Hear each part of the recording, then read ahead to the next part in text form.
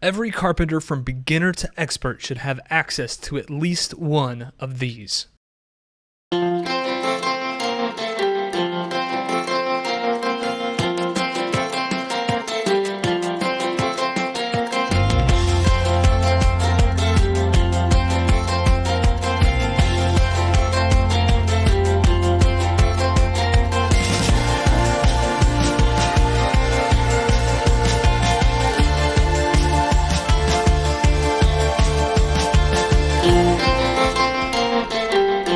So before we dive in too deep, it is always good to note to wear personal protective equipment, eye protection, ear protection, gloves, a leather apron, and always read the literature. Read the manual on the machine before you use it.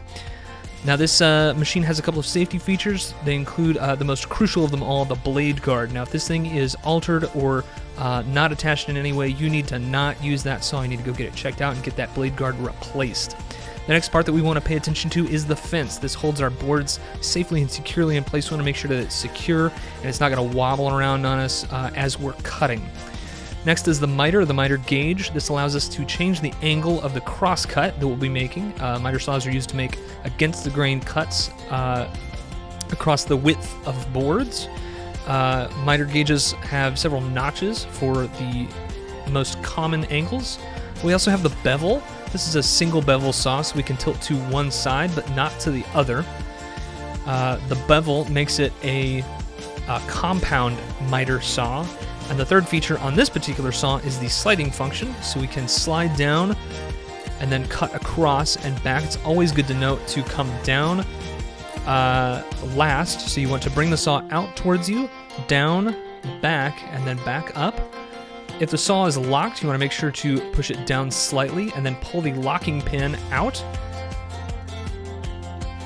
A feature of this saw is also the friction clamp, so we can use that to hold our boards down into place if it's a place we can't necessarily get our fingers or our hands. We're going to hold our boards tightly into place. We've also got our vacuum system. A 1-gallon vacuum is attached to the 2.5-inch vacuum receptacle on the back of the machine. It's always wise to turn that on. It collects so much of the dust, not all of it, but a good amount into that little machine. Go ahead and turn it on, make sure you've got good suction.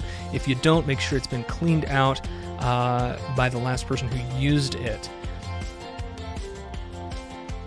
Last but not least is something called the kerf. Now, kerf has to do with the width of the blade and the amount of wood that is actually turned into sawdust. You always want to make sure that your blade is on one side of the wood or on one side of the marker for the wood that you want to keep. You never want to cut into the wood you're keeping because you will lose, in this blade's instance, about 1/8 of an inch off of your wood. And if you're trying to make some really precise cuts, that is never any good. Make sure when you're using the miter saw, you turn the saw on, make your cut all the way down, release the trigger, let the saw come to a complete stop, and then bring the saw blade all the way back up.